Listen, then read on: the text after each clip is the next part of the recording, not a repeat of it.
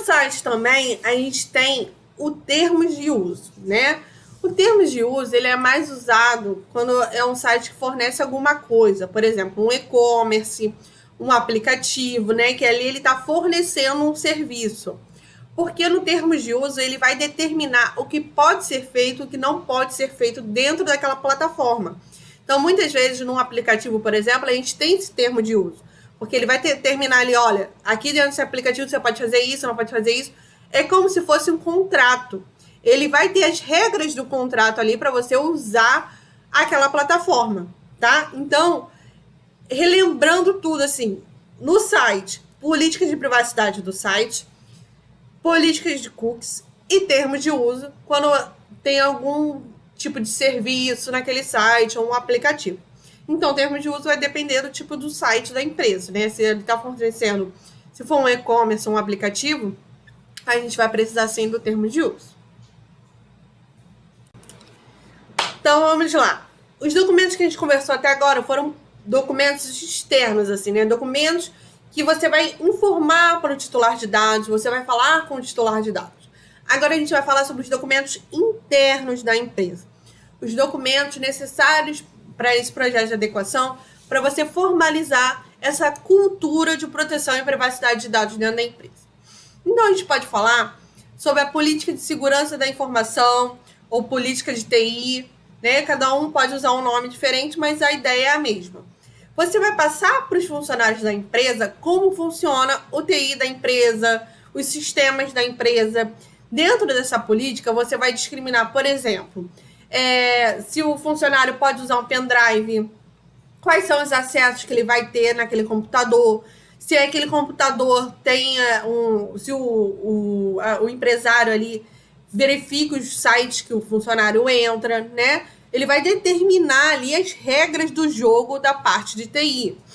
Se o e-mail é monitorado, se o e-mail do funcionário é monitorado, se ele tem algum tipo de monitoramento naquele computador, a política de senha de acesso, por exemplo, em cada 15 dias você tem que renovar a sua senha.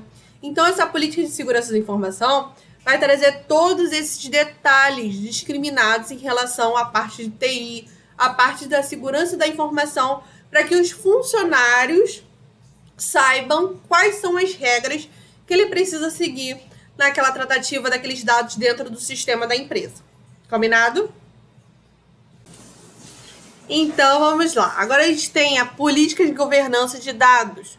Ou também tem algumas pessoas que falam que seria a política de privacidade interna da empresa, né? Não tem um nome específico. Ou normalmente é usada a política de governança de dados da empresa ou política de privacidade interna da empresa. Por quê? O artigo 50 da Lei Geral de Proteção de Dados determina que você tem que demonstrar nova cultura da empresa, nova cultura de proteção de dados. Então, ali você vai botar as regras do jogo para o funcionário relacionadas à proteção de dados. Como é feita a coleta e armazenamento dos dados, como o funcionário ele tem que se portar se ocorrer um vazamento de dados, né? Então, essa política de governança de dados, ela vai detalhar como é feita essa coleta dos dados dentro da empresa, né? Coleta, quais dados são coletados, onde eles são armazenados, se eles são compartilhados com outros setores da empresa ou com outras empresas externas.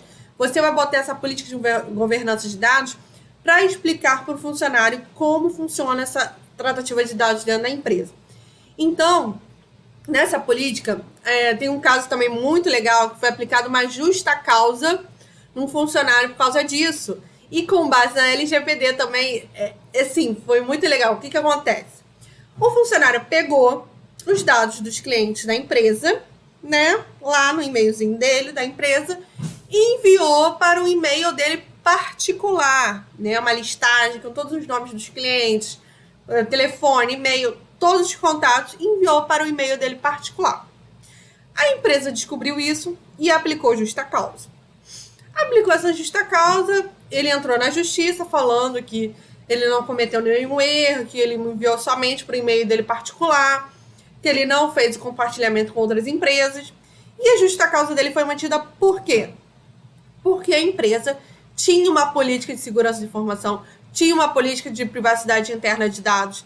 E nessa política determinava o seguinte, que ele não poderia compartilhar com ninguém, com o e-mail externo dele, nada. Ele sabia, ele teve esse treinamento, sabia que ele não poderia fazer esse compartilhamento dos dados.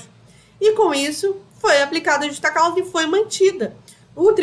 A Justiça do Trabalho manteve a justa causa, até as testemunhas também, né, informaram em relação a isso, que todos os funcionários tiveram esse treinamento, os funcionários tinham esse conhecimento que não poderia ter esse compartilhamento de dados, né, e com base na Lei Geral de Proteção de Dados, foi mantida a justa causa do funcionário. Então, por isso é essencial que a gente faça esses documentos e seja um documento bem detalhado, com todas as informações e o que vai acontecer se um funcionário não cumprir com as regras, tá? Então, política e treinamento dos funcionários. Se você quer saber mais sobre essa notícia, sobre essa justa causa, vai lá no meu Instagram, que eu coloquei lá essa notícia para vocês, tá? Então vai lá, curte, compartilha, lê lá, que lá eu sempre boto várias notícias, então me segue lá no Instagram. E também, se você está gostando do vídeo até agora, né? Curte aqui para saber. Se você não está gostando, você bota aqui também para saber. Comenta. Se você tem ideia de algum tema para nossa próxima aula da semana que vem, é só colocar aqui que a gente vai conversando, vendo os temas para a gente ter ideias de aulas, combinado?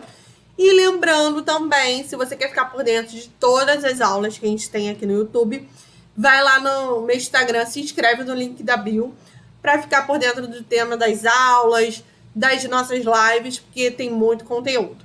Combinado? Então vamos lá, vamos continuar. Temos também, né, agora, dos documentos internos da empresa, a gente já falou da política de segurança da informação ou política de TI. Conversamos também sobre a política de governança de dados ou política de privacidade interna de dados, que ali você vai determinar essas regras para os funcionários. Temos a adequação de contratos de operadores de dados. Quem é o operador de dados?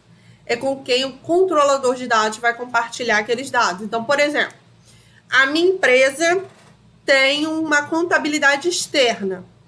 Eu pego os dados dos meus funcionários e compartilho com essa contabilidade externa. Eu tenho que botar ali no contrato, com essa contabilidade externa, as responsabilidades do operador de dados.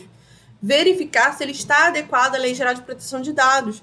Então, nesse contrato com o operador de dados, a gente vai detalhar as responsabilidades, se ocorrer um vazamento de dados, o prazo que ele tem que entrar em contato com o controlador.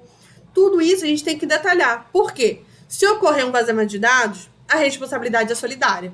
Mas se você demonstrar ali que no seu contrato estava detalhadas as obrigações e o operador de dados ele não cumpriu com aquelas obrigações, você já tem ali um documento para você se defender. Também em relação à NPD ou em relação a processos judiciais. Combinado? Temos também que adequar os contratos dos funcionários, né? Em relação à parte de RH, são vários detalhes. A gente tem vários documentos para adequar. Então, eu posso até fazer depois um vídeo em relação a isso, mas também a gente vai ter a jornada LGPD nas relações de trabalho, tá? Em janeiro. Então, se você quer saber sobre a LGPD nas relações de trabalho, que eu vou trazer vários detalhes, do dia 7 ao dia 13 de janeiro, vai lá no meu Instagram, se inscreve, entra no grupo do WhatsApp dos alunos, porque a gente vai trazer, muito conteúdo, tá? Então, contrato de funcionários tem que adequar?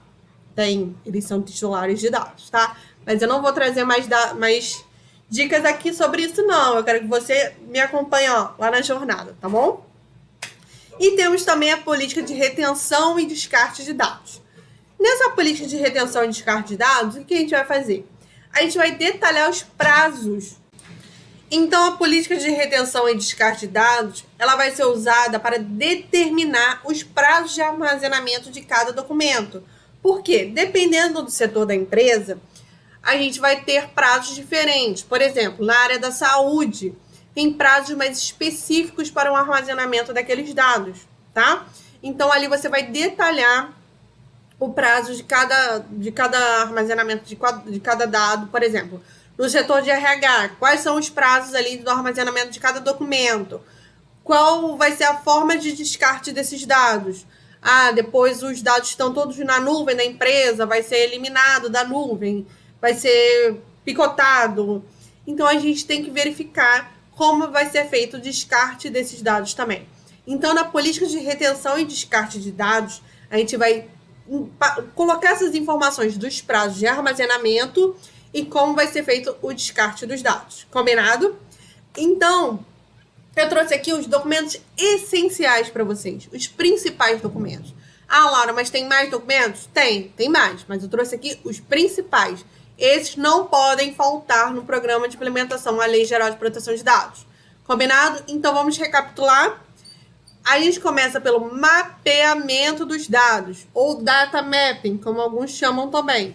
Nesse mapeamento dos dados, a gente vai verificar quais dados são coletados, onde eles são armazenados, a base legal para a tratativa desses dados, se eles são compartilhados com outra empresa, se eles são compartilhados com outros setores da empresa, tá? Então, a gente começa a partir desse mapeamento dos dados.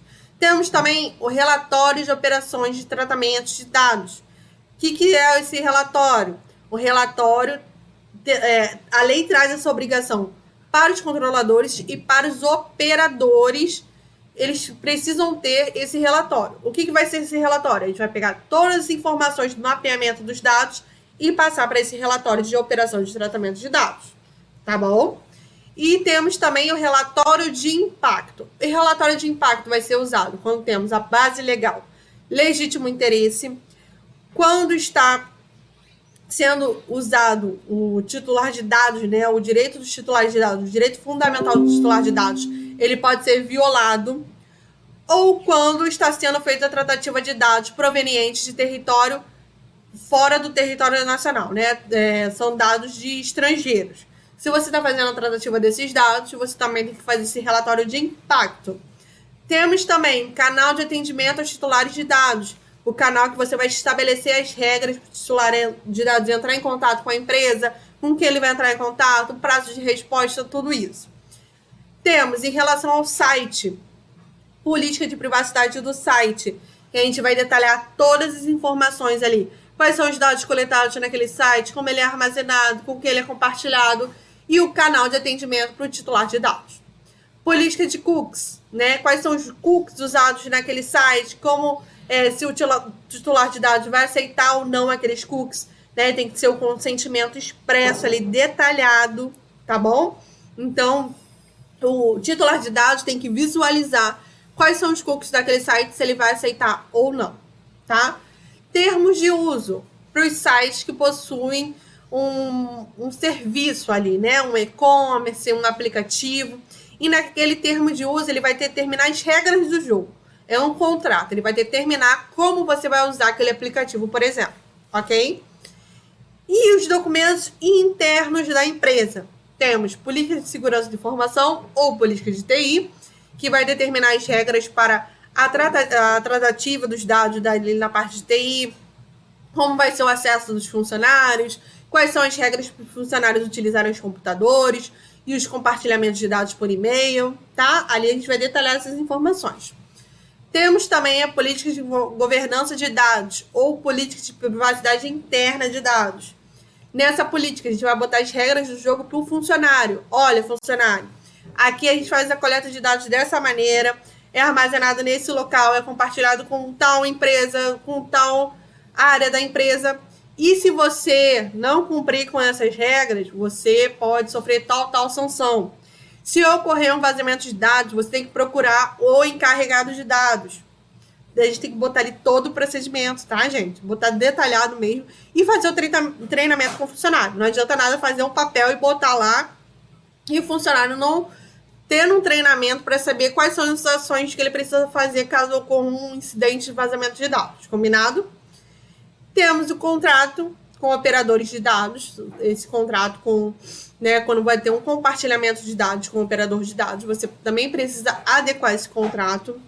Temos o contrato dos funcionários, que são titulares de dados, então a gente também precisa botar ali, informar como vai ser feita a coleta desses dados, o armazenamento, compartilhamento dos dados do funcionário, do titular de dados funcionário, combinado? E temos a política de retenção e descarte de dados, que a gente vai determinar os prazos de armazenamento dos dados, né, de cada setor ali daquela empresa e como vai ser feito o descarte após desses dados. Então, eu trouxe aqui os documentos essenciais. Espero que vocês tenham gostado. Se você tem alguma ideia de tema, bota aqui nos comentários. Se você tem alguma dúvida, manda para mim aqui ou vai lá no meu Instagram, me manda um direct que eu vou ter o maior prazer de responder. E fica aqui com a gente que toda semana vai ter um vídeo novo explicando sobre dicas na prática. Minha ideia é trazer aqui, eu vou trazer a teoria, claro, porque a gente precisa saber a teoria para aplicar na prática. Mas eu quero trazer para vocês essa ideia da prática, do dia a dia, combinado? Então, eu agradeço o seu acompanhamento até aqui e espero vocês na semana que vem.